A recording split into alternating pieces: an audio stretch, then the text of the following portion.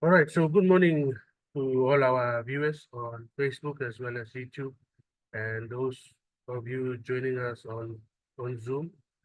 Thank you for joining us for another lecture on PNG's foreign policy. PNG is becoming a very significant player in the Pacific, Indo-Pacific or Asia-Pacific region, and as I believe you're following what our Prime Minister is doing now. He is in Indonesia and will be moving on to Japan. So we as Papua New Guineans, we need to talk about our foreign policy, our international relations. And to do that, we have a very experienced person with us this morning, and he has joined us for the last 3 years to talk about foreign policy and international relations. And once again, Mr. Ako is with us to continue on talking about foreign policy to educate you next generation of decision makers and leaders, legislators who will lead the country one day when you complete your program and move out of the university and contribute to nation building. So without further delay, we welcome Mr. Ako to talk about our topic for today, for this week, foreign policy, the views of academics versus practitioners. So he will give us a practitioner's point of view or explanation of what foreign policy is. Thank you, Mr. Ako, please. Go ahead. Thank you, Mr. Yegiora, and morning, students.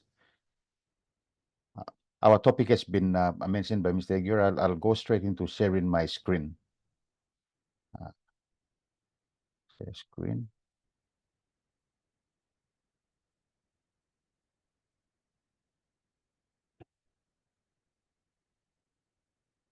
Oops, wrong. Still learning how to do this, so.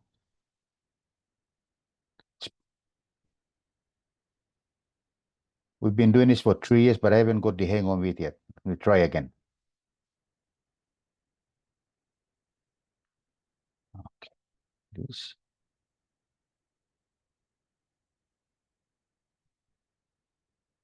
Just a moment. Okay. This.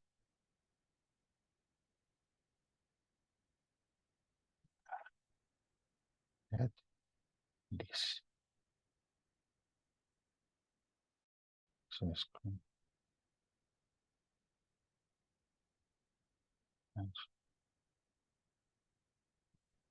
Sorry, just a moment.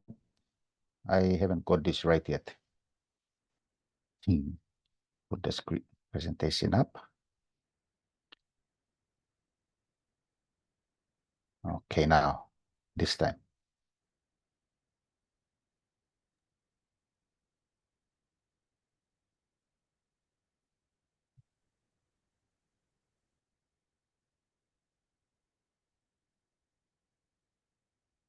Yeah. Can everyone see this?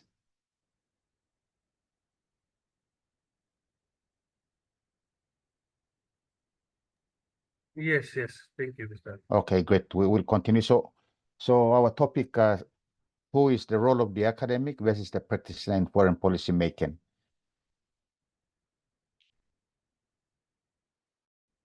So academia in the modern times have always contributed to foreign policy making through research and publications and providing advisory services to policymakers, mostly government and think tanks. Other platforms that exist for academics include those for debate on foreign policy and providing training for foreign policy makers. Practitioners have and will always be the ones that will shoot from the hip. So most of their work will be based on their experiences.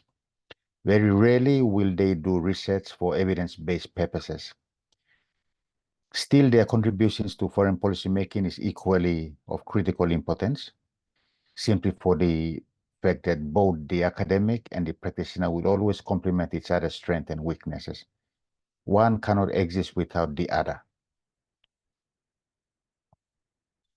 So the role of the relationship between practicing diplomats and international relations academics. So does it matter? Okay, practicing diplomats, on the other hand, instead of reflecting on their own professional experience will always tend to describe the great international episodes they were privileged to have witnessed in the course of their careers, or pontificate on the great international issues of the present and what, in the author's view, on the screen, should be done about them. So Paul Sharp of the American Foreign Service Association has his views on general practitioners of diplomacy as against academic. So it would appear at times that even diplomats are not interested in the nitty-gritty work of diplomacy. Instead, many of them would very much like to be statesmen, orchestrating and presiding over some glorious international escapade. So that's how I would put it. Huh? You know, when you glance at the academic book on diplomacy, practitioners will often be puzzled as to why so much time and space was required to make the point in question. So, which is why there's some experienced practitioners who continue to question my interpretation of foreign policy making, and it's their right to. They have their views. I have my views, and I happen to be giving my views to you, not them. Okay. So now, theory versus practice. Is there a middle ground, or where is the middle ground? You know, we will know that the academics will always acknowledge that diplomacy ought to be important, while the practitioner will keep on showing up at professional conventions, hoping that academics will have something interesting, important, or useful to say about diplomacy. Although they often leave disappointed and determined to write a book about diplomacy themselves, which most are still finding their way to getting around to it. Most in this country, I mean, but where can the practitioner start, or where can it all start? If we can relate to the practical side of the art of policy making, foreign policy making. See, for the PNG practitioners, in the absence, I will still use the term in the absence of an updated foreign policy white paper, because there is a draft in place at the moment, and until that is endorsed by Parliament, we will then know our national interest. So we take in the recent international engagements, for instance, what instances of national interest were pursued by the practitioners, like what Mr. Aguirre has mentioned. The Prime Minister, Honorable James Marape, is in Indonesia at the moment, and I think they've signed a couple of MOUs on trade and infrastructure development.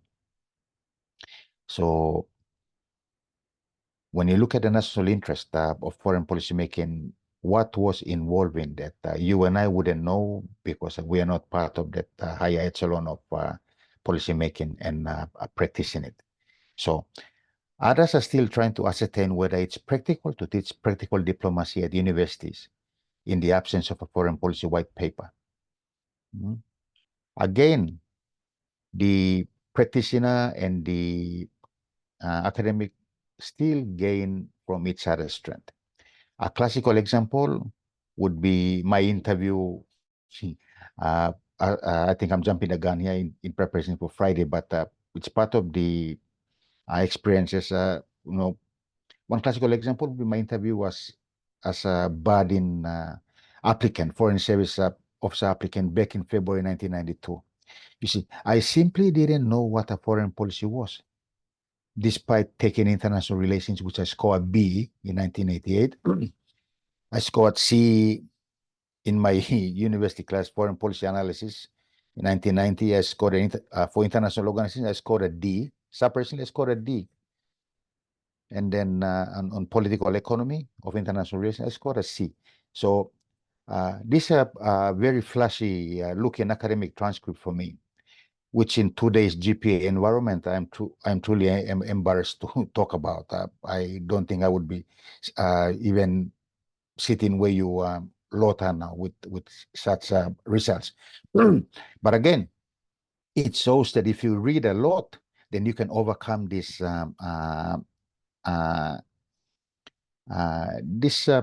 shortfalls in your academic transcript to aspire to what you want to become in the future. So imagine But you see, those were my marks from listening to an academic. Now, imagine if we had a practitioner during my time at uni between 1988 and 1992, invited to provide his or her experience during the course of my studies there. I could be very proudly showing off my A's to you with all this. Maybe, I don't know. I'm just hoping that this changes some perspective on our understanding of the academic versus the practitioner. So practical training, internship.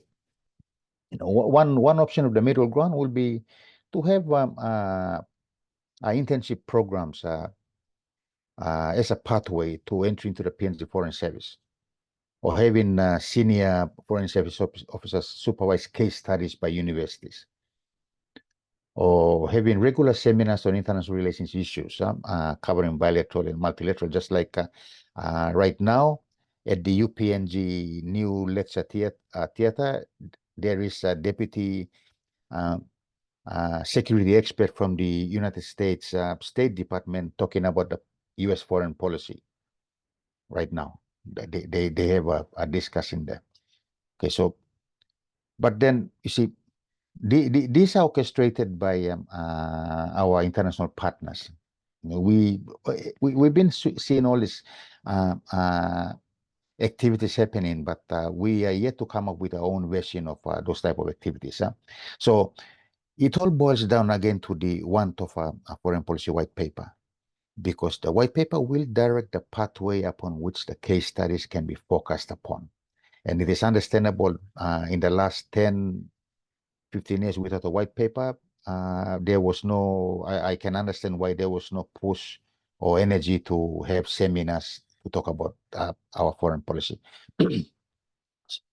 But and there is no use of having internship programs which have no focus on international relations. And that same goes again to the white paper.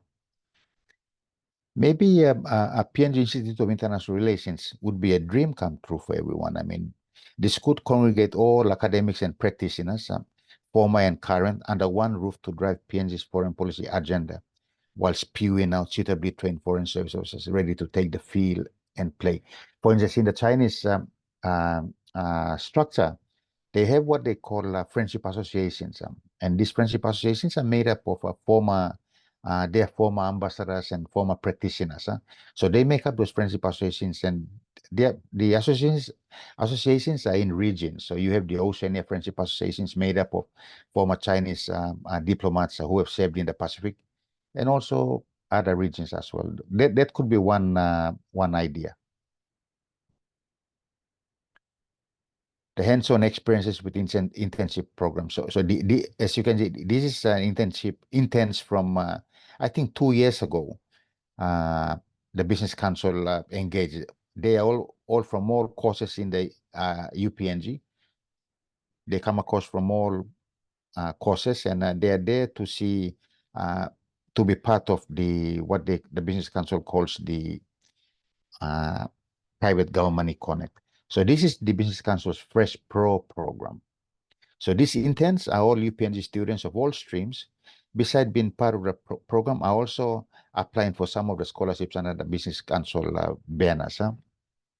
So in this picture, they have been asked to present their research topics, but based within the parameters of the Business Council's 5-year strategic intent, 2022-2027. You see, so the Business Council strategic intent becomes something like a white paper. So based within these parameters, you tell us how you intend to move your internship experience.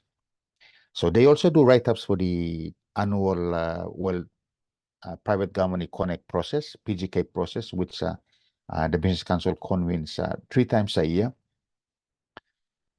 They also include organizing meetings, writing diplomatic notes, reports, cabinet submissions. I used to be part of that engagement 2 years ago. So I had the opportunity of sharing my knowledge on how to organize meetings, the writing of diplomatic notes, how to write government reports, cabinet submissions.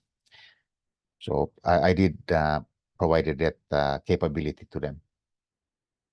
So under similar arrangements, participating in interns could participate in foreign service programs to do the same as well, and that's really up to government to decide how to go about doing that. Those are some of the areas we're looking at, finding the middle ground between the academia and interns. Okay. Attitude of the practitioner. Is it open-minded or tunnel vision? You see, an open-minded practicing diplomat would be lapping up everything the academic is presenting. Why? Because the academic is a professional researcher. He or she has already gone ahead and procured ideas on the topic painstakingly. All that the practicing diplomat has to do is gather all these research materials and presentations and utilize them in his line of work. Simple. Too easy.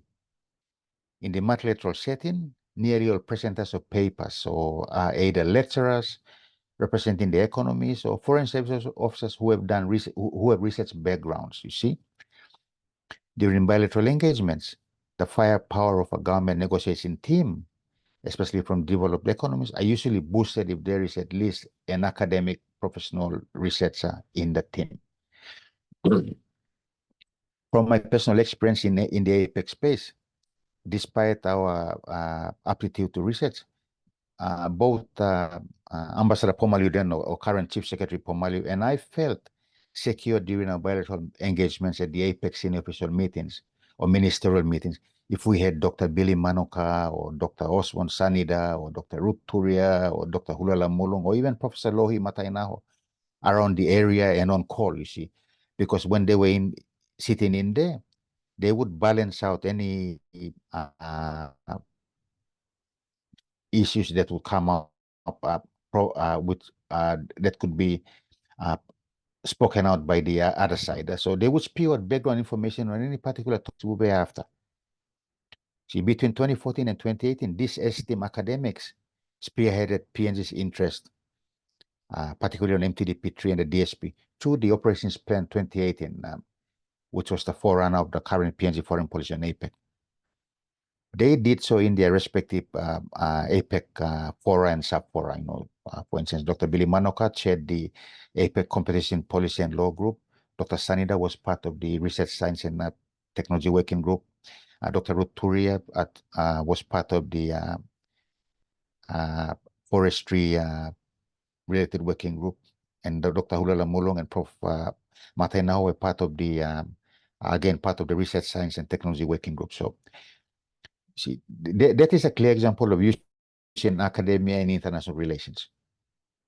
Okay. We have hands-on experience of having experienced this S-team Papua New Guineans leading our agendas in that area. Okay. So the final slide. How do we bring this all together for Team PNG? I'm putting this out on the table, on the front. Any suggestions? No. The fortunate part of it all is that we now have a foreign policy white paper that is going through the motions of being endorsed and then to be used. Okay. So that will provide us the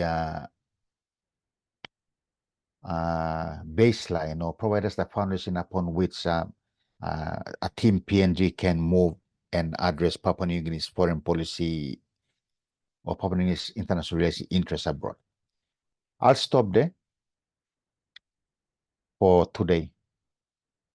I think we still have time for questions and answers, Mr. Egor. Thank you very much.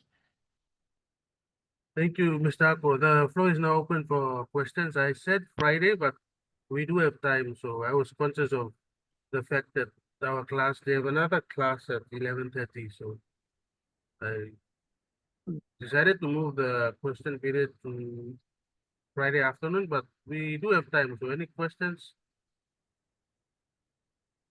You're roughly about 30 minutes or so before you start your next class. Should I stop the Don't share and take questions or milusim screen stop also? Now you can stop the Okay. share. Questions, All right then. comments from the class.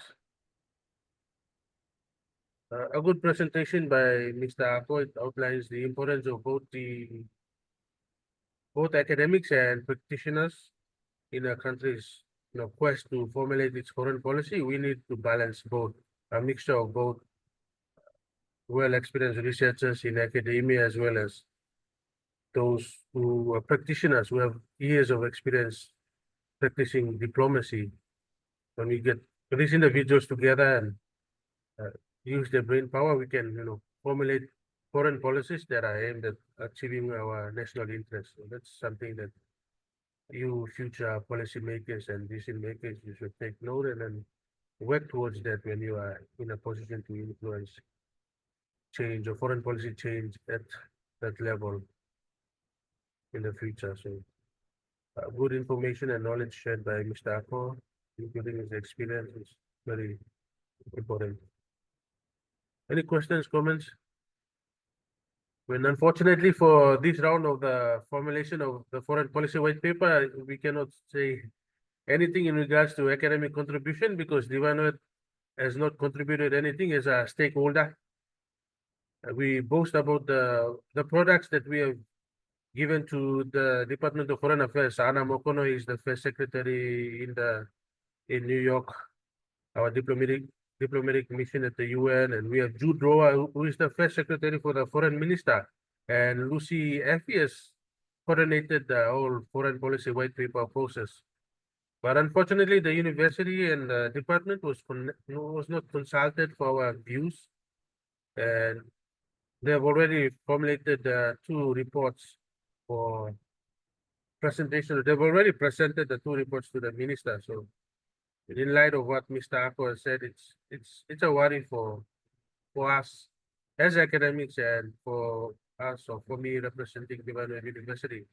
Divanuet University is a very important stakeholder, and we have contributed over 20 graduates to the department itself. So we should by now be featured in any consultation or in the consultative process for any foreign policy white paper or any discussions related to foreign policy, international relations, and security. So, that's something. It's good that we're putting this out in public space, so our current public servants can take note of that and also think about where academia will come in the foreign policy process or any policy process for that matter.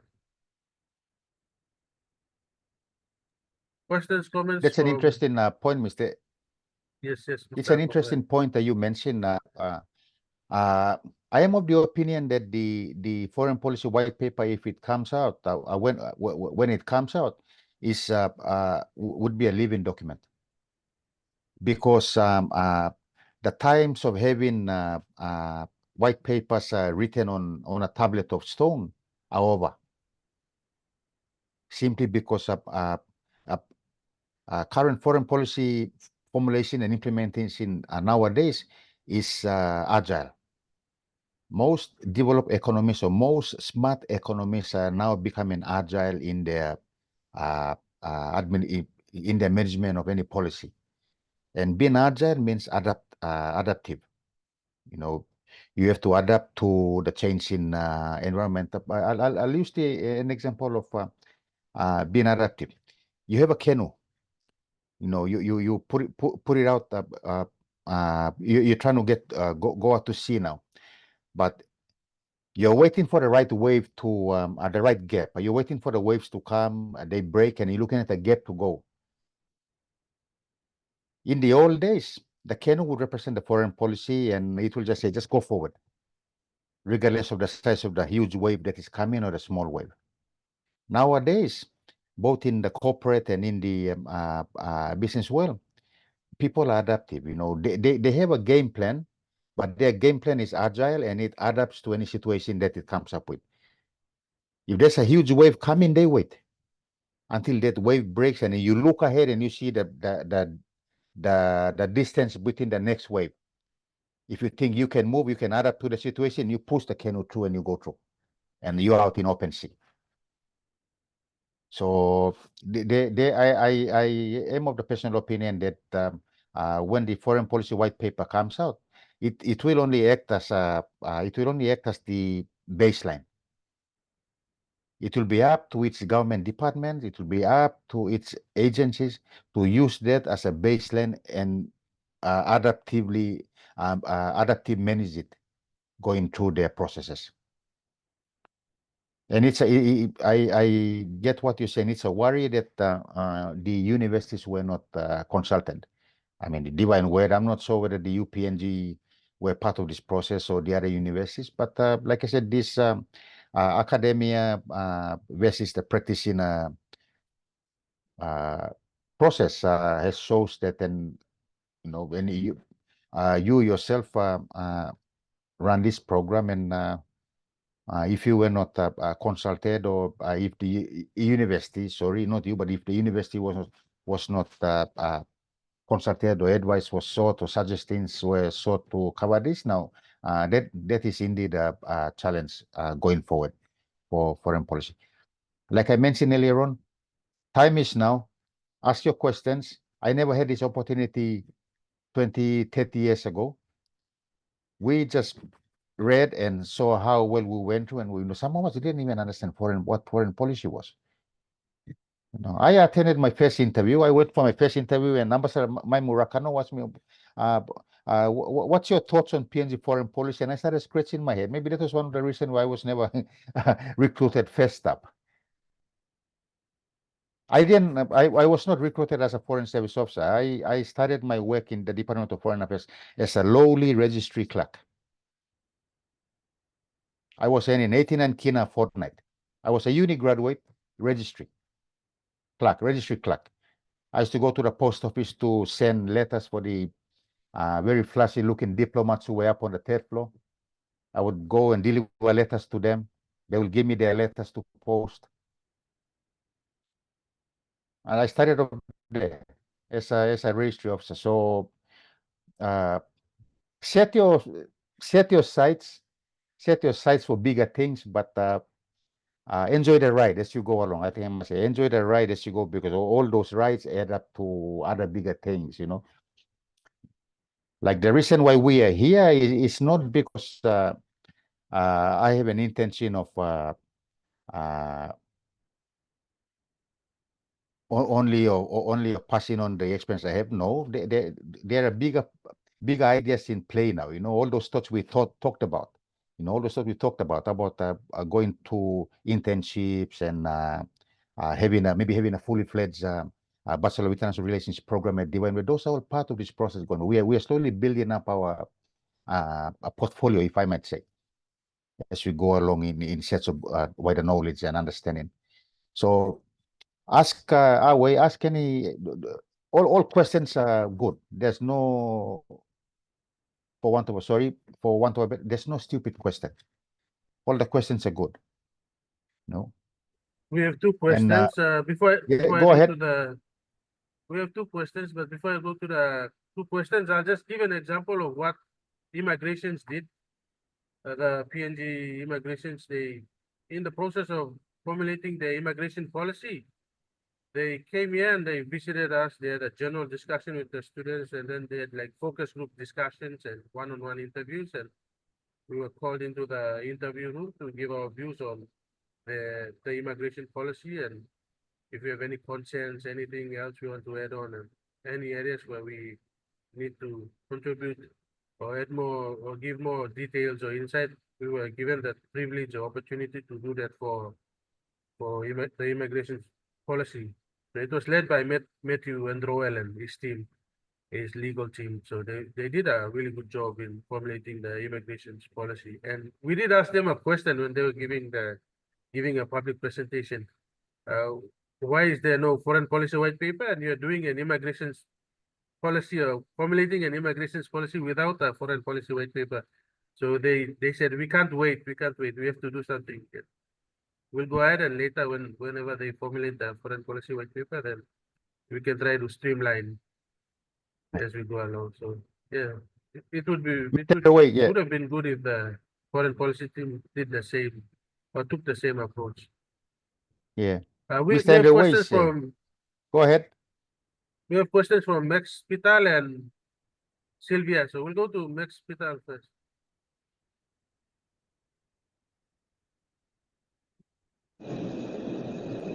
Uh, I have a question. We have I have a feedback here. question. Turn the volume. The question is, Good. Go ahead. Sorry. uh, the question is that while working on in any policy or analyzing policy between the two groups, practitioners and the academics, is from your experience, Mr. Ko, have you experienced any conflict of interest uh, between these two groups?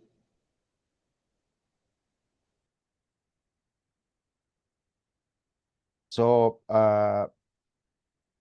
Mr. Paul, I understand you're asking whether a conflict of interest as in money terms or in ideologies.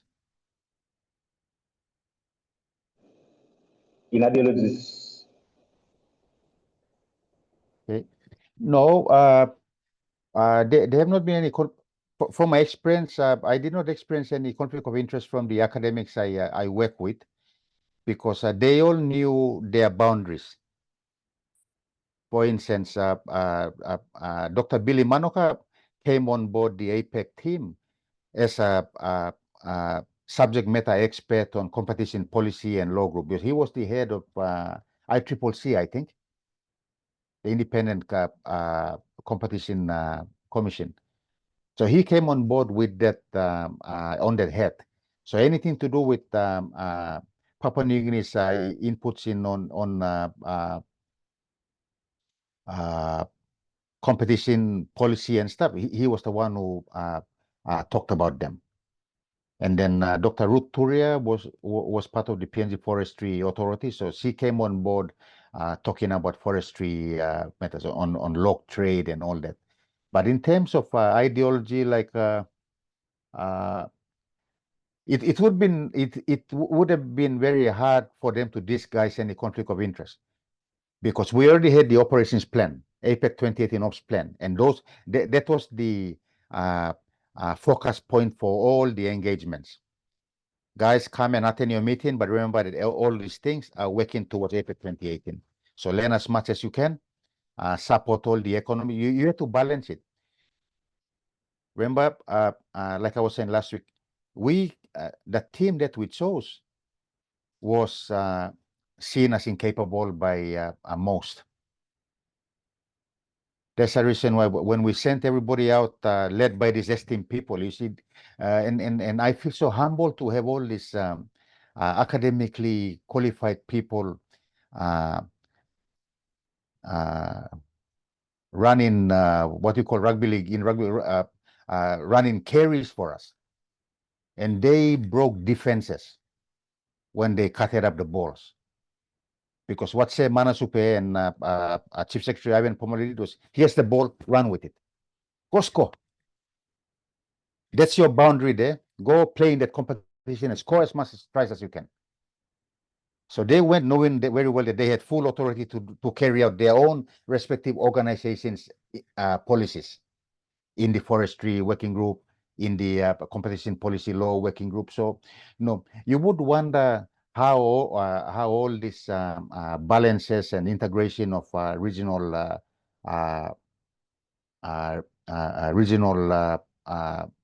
interest came up. It was because these people, and I'm not talking only about academics. Also, I'm talking about departmental heads. Departmental heads like the now retired Mr. Roy Momo of Transport,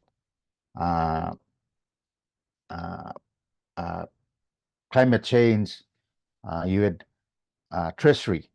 Their departmental heads were on the roll or on the board, because they knew that this was the opportunity to use the APEC vehicle to drive this country's national agenda forward. Like rightfully you said, in the absence of a foreign policy white paper. So we had to, when we stood and look, if you play team sports, you would understand that during a team sports, Monday to Friday you play training, And then Friday, you go for ball work. Said, okay, guys, we're playing against this particular team, and they've got so heavy big boys. Or they've got bigger boys. They've got bigger boys than us. So what we will do, we will not, in rugby league, we will not hit up the ball for them to just stand and tackle us. We will push the ball out wide, so we'll make this bigger, heavier forwards run to tackle us. And in the process, get tired, and something might happen. And we might break through and score. You see? And that was what we did. Here is our operations plan. Our target is the successful hosting of APEC 28, and you break it down into three objectives of achieving the policy objectives, logistics objectives, and security objectives. So under the policy objectives, we came out with a mini theme or a draft theme saying PNG, the bridge to connecting the Pacific to Asia. So how do we connect the Pacific to Asia? And then we looked at the themes we had. We had those esteemed academics. Okay, through competition policy law group, Dr. Mano, can you tell us? And ICCC, what's the idea you have which we can push here? So he came up with this. Dr. Turia, tell us in forestry, what's the policy objective under the PNGFA? They came up with it. So Dr. Turia's and the forestry team's game plan was fabulous, because they not only looked at the trade issues regarding logs and all that, they looked at hosting a ministerial meeting also. So they became the first organization in this country to host the first ever APEC ministerial meeting. It was the ministers responsible for forestry in 2016. So they hosted that. And yes, we had our domestic issues regarding logs and forestry and all. Those were domestic, but they did not deter us, So when we asked Chief Secretary Manasupe, said, yeah, those are our issues. Now bring all those economies into this country and allow them to tell us how they manage these issues back home. So let's learn from them and fix ourselves up. So that is one of the advantages or biggest benefits of hosting APEC in this country was enabling our middle level public servants and bureaucrats to stand out there and be counted. See, and that idea would only come from them hosting and chairing meetings also. So yes, in terms of ideological conflict of interest, I would say that it was nil. We never had any outright opposition to any ideas, because all these ideas were part of the sectors, see. And we were not forestry experts, so when the forestry experts came and said that this is some of the sectors we want to put, some of the agendas we want to put, they provided their arguments, and those were endorsed at the highest level, and then we continue to push them. So when you look at foreign policy implementation, there's a lot of there's a lot of actions going on at the same time, which you must coordinate and pull in. Yes, we can have a foreign policy white paper. That's the best thing that can ever happen to us in terms of international relations. The biggest question is, can you play it? Do you have the numbers to play it? You look at tomorrow's game, the state of origin game. Both coaches are really worried on whether they have the number, whether the selectors have chosen the right people to play tomorrow. Whether that game plan they've been training on these last 3 weeks is enough to win tomorrow. So that same question we should be asking ourselves. This question, this game plan created by practitioners with very, very minimal assistance from the academia, which is now before cabinet and government to be endorsed. Can it allow us to win? Because the conflict of interest you're talking about will come in 12 to 24 months' time when the implementation process is on, and there's going to be a research thing, and the academics will say, sorry, we were never consulted in the first one, so we will not be part of that. I mean, then Papua New Guinea, no personalities come into play. How are you going to entice the academia to come in and please provide us on these 4 pillars, provide some research materials on these 4 pillars? the draft white paper has been written by the 8 eminent peasants group. Okay, all we need now is to see how people at our levels below can use that game plan to play, because look, it will be like I'll use this example. It will be like next year, or let's say next year, as soon as Mr. Aguirre starts his PNG IR course again, he'll now have a game plan of what he's doing to implement. Then the question of conflict of interest becomes very serious. You could have a look at it, put it on the side, and say, no, we will move this way, or have a look at it, and then seek further clarifications on how well it can move. You see, during my time in China and with my conversations with Chinese APEC colleagues, they have internship programs going on. They have a couple of foreign affairs universities where all these things are ironed out there, just like the NRL example I did on the Sydney Roosters last week. The diplomats are the players. It's the background people who run the game plan and what, just so that the diplomats can go abroad in their fancy suits and go and implement it. So the best thing the diplomat has to do, the practitioner has to do, is to understand what he is implementing. You know, we've had experiences of certain officers from a certain department just fronting up at meetings, the APEC meetings, and just sitting there at the background looking lost. Where you guys say, no, me pla kamba, me hosting APEC, so me pla representing department. Yeah, but what are you here to do? But now that we have a foreign policy white paper, maybe that could be said, we are here to implement this. The next question we will ask them is how. Mr. Paul, I hope that answered your question. Yes, thank you, Mr. Ako, and thank you, Max Pital. I hope that talk about state of origin is of interest to you. So tomorrow is the game. Note that down, you and Mr. John. We'll go to the next question by Camlo. Sylvia. Sylvia, please. Can I ask you a question now?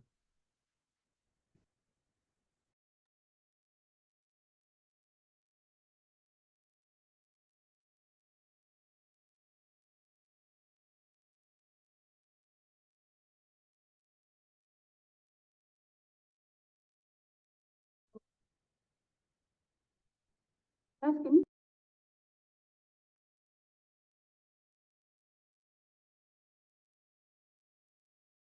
Yeah, Sylvia, go ahead. We can hear you. As Australia stated in its 2017 Foreign Policy White Paper, all states seek to advance their interests by persuading others to their point of view, and that this is a central and legitimate task of diplomacy. So to me, this means that it's not wrong for Australia to propose the creation of an NRL team from PNG in exchange for greater influence in the region, but it's up to PNG if we should accept this. My question is, how can PNG get the best out of this deal, in your opinion, Mr. Ako? Or should we even entertain this?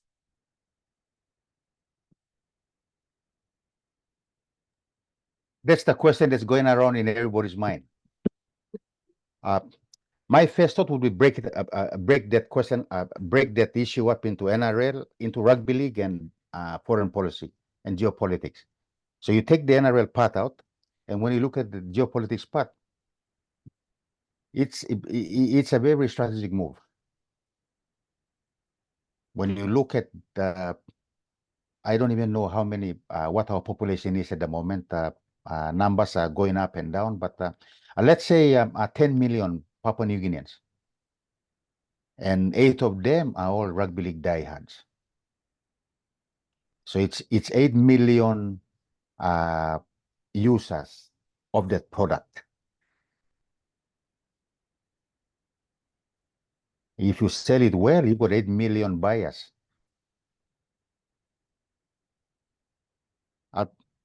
I'll stop. I'll leave that there for all of you to come up with your own conclusion. On the NRL part, it's also a great idea. I don't know our NRL team, NRL negotiation team, what their thoughts are, but I'm assuming they're already talking about rugby league academies. And the rugby league academy can be likened to our internship programs. Remember? So you build them young there, rugby league academies and pathways, improvement of infrastructure in terms of academies, rugby league fields, stadiums. Now you take the NRL head out and you come up with your trade head. So if we had a rugby league academy somewhere towards the LNG sites, about 30 minutes drive out of here. So you have a rugby league academy there with state-of-the-art stadium, training facilities, gyms, everything. Which means that if you look at a trade from a trade aspect, that's the road from Mosby to that joint to the location will have to be fixed up. So once the roads become once the roads don't have potholes, then that means more traffic. And because there's more traffic and the people on the sides will be seeing that more traffic is going, what will happen? More tacker boxes will come up. Maybe markets. So when you look at that hub process in a bigger national scope, then we can see why this is a huge foreign policy exercise from the Australians. And like I said, Madam Hansen, Pauline Hansen, as a right as a parliament member of her electorate to talk about her taxpayers' money. That's okay. Everybody talks about taxpayers' money, but no, it depends on the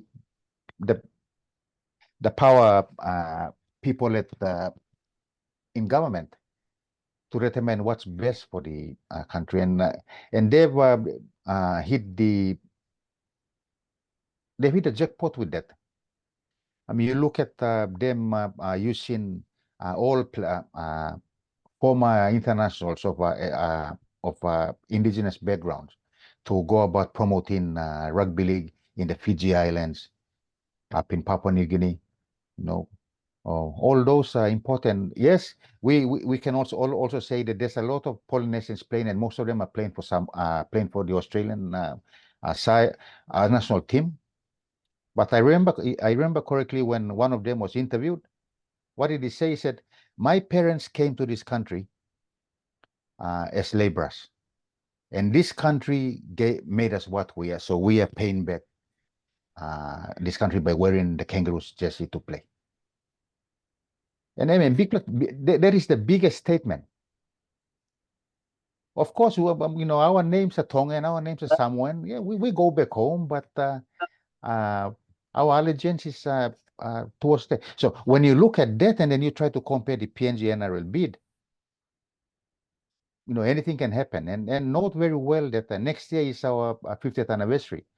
And if I can assume correctly, all our development partners are looking at outdoing themselves with our 50th birthday present. Milusim lap. Sylvia? All right. Thank you, Mustako. Sylvia, you have anything to add on, or?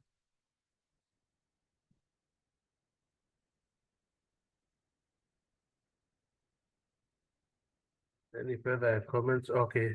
Sylvia says thank you. Thank you. Okay.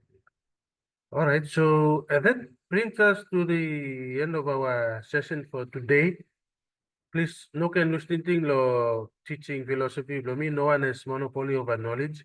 So when it's something Mr. Ako talk or sharing one to you, that's our perspective. That's our view. That's how we see things from where we are sitting or where we are standing. But you are free to, consult other people, look at the foreign minister's statements on the newspapers, and look at other concerned individuals who are saying things about international relations or PNG's foreign policy. And if you're on LinkedIn, Tovari Enau is a really good podcast series, and it talks about foreign policy and why we've set up an embassy in Jerusalem and all that. So you can follow Mr. Enau as well. Look at what he has to say. He's a member of the Imminent Presence group, and also Dr. Waine is vocal on social media as well. If you're on Facebook, you can look at what Dr. Clement Waine is saying. He's also a member of the Imminent Presence group, and both of them have social media presence. So they say a lot of things about our foreign policy and the geopolitical competition that is going on at the moment. But once again, we thank Mr. Ako for his precious time and for sharing with us his knowledge, insight, experience. And I hope all you future policymakers and leaders of this country take note of what we're sharing. And like I said, keep an open mind. Look and get tunnel vision, nothing. So when I say gospel truth, but you read widely and get to listen to others, watch their videos and listen to their podcast and read their books. And so I want to have a broader perspective of our country and how we are trying to position our country in this very critical moment in our history. So that's all. Thank you, Mr. Akona. Thank you all the attendees on Zoom and those of you on watching via Facebook and YouTube as well. Thank you too much. We'll Thank you, meet again on- Ogatanas. Yeah, Mhm. thank you, Ogatana. Study good, study hard. We catch up on Friday. So we'll meet on Friday. All right. Thank you, All right. Bye. All right.